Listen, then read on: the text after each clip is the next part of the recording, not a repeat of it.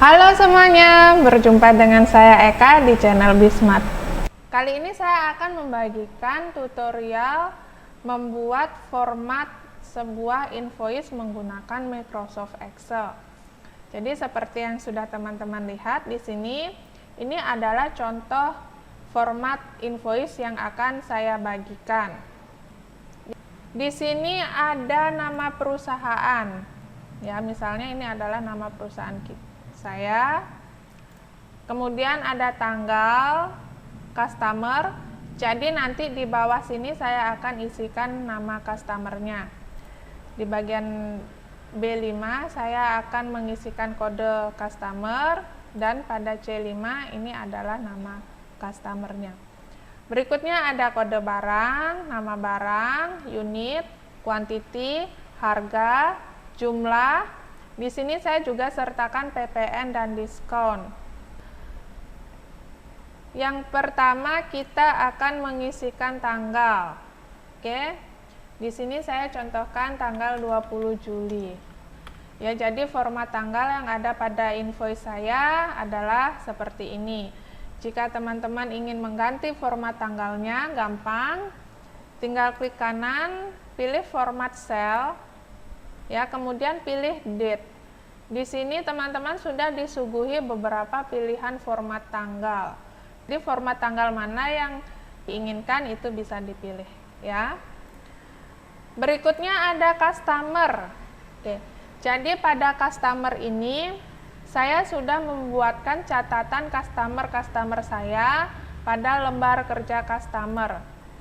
Ini adalah customer saya yang sudah saya catatkan untuk mempermudah saya mengisikan nama supplier pada invoice saya. Berikutnya ada kode barang, nama barang, unit, ya. Pada nama barang, unit ini saya akan mengambil datanya pada persediaan. Jadi di sini saya sudah catatkan juga barang-barang apa saja yang saya punya beserta harga satuannya.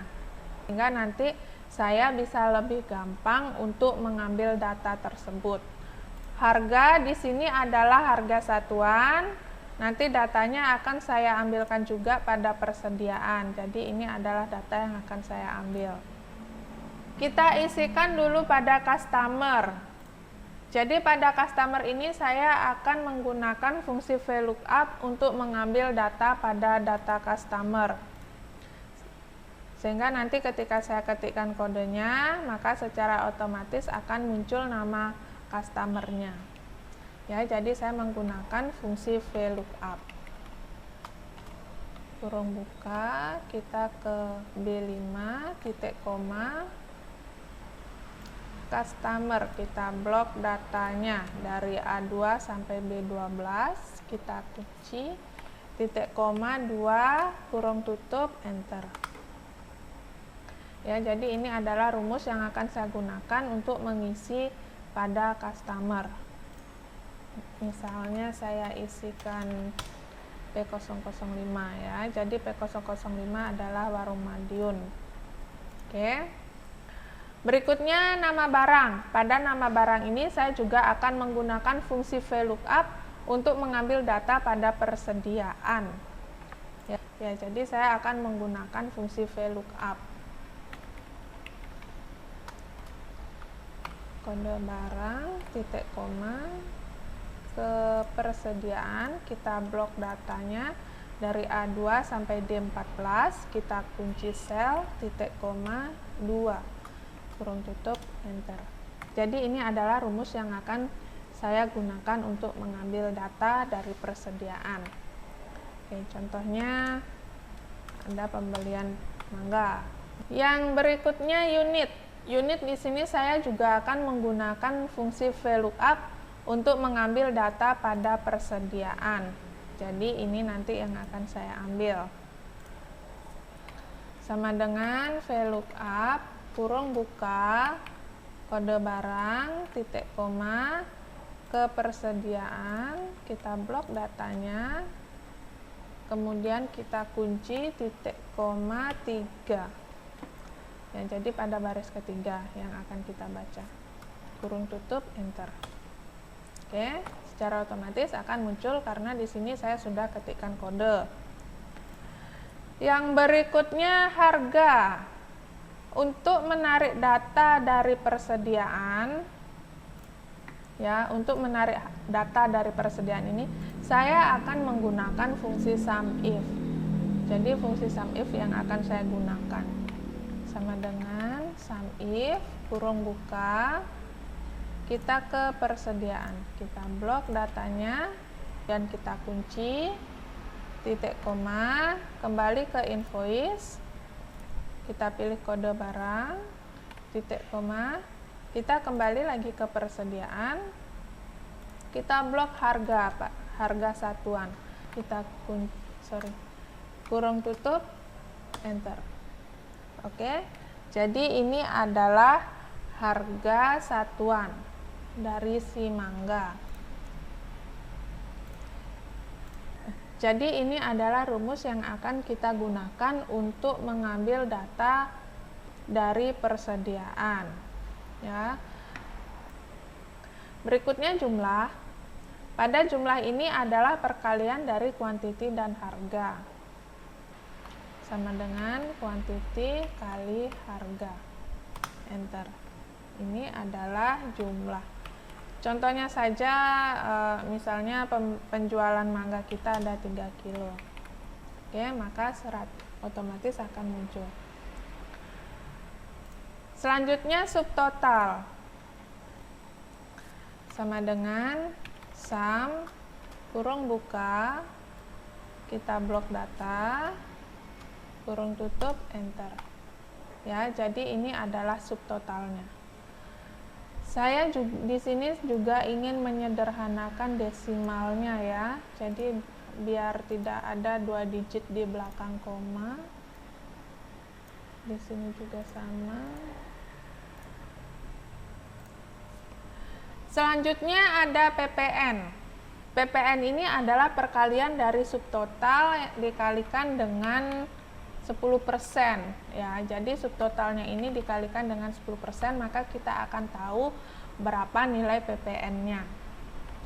Sama dengan subtotal kali 10%.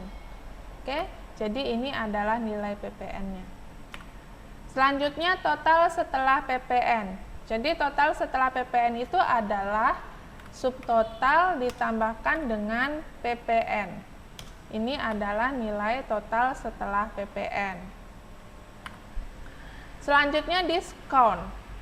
Untuk diskon di sini adalah perkalian dari total setelah PPN dikalikan dengan diskon 15%. Ya, jadi total setelah PPN kali diskon 15%. Ini adalah diskonnya. Yang terakhir, grand total. Untuk grand total ini adalah total bersihnya. Jadi total setelah PPN dan diskon ya. Jadi total setelah PPN dikurangi dengan diskon. Ini adalah grand totalnya. Misalnya diskonnya di sini misalnya 5% misalnya ya. Kita tinggal gantikan aja. Jadi totalnya sekian. Oke. Jika sudah, kita kopikan rumusnya.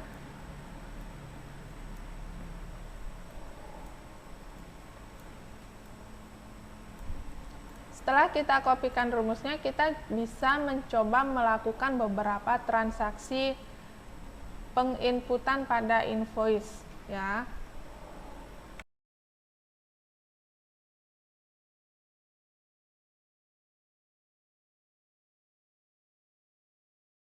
Ini adalah contoh pembuatan invoice ya. Jadi ketika kita membuat invoice penjualan, ini adalah contoh transaksinya ya. Sehingga nanti ketika kita cetak, tampilannya akan seperti ini. Oke, tampilannya akan seperti ini. Di sini kita bisa tahu subtotalnya itu senilai sekian, PPN-nya adalah senilai ini, total setelah PPN sekian, diskonnya sekian, dan grand total, ini adalah total yang harus dibayarkan oleh customer adalah segini. Jadi untuk teman-teman yang ingin membuat format invoice menggunakan Microsoft Excel, bisa dicoba cara saya ini. Jadi kita tidak harus memiliki sebuah software untuk membuat invoice. Kita bisa memanfaatkan Microsoft Office yang kita punya. Oke, sekian dari saya. Terima kasih.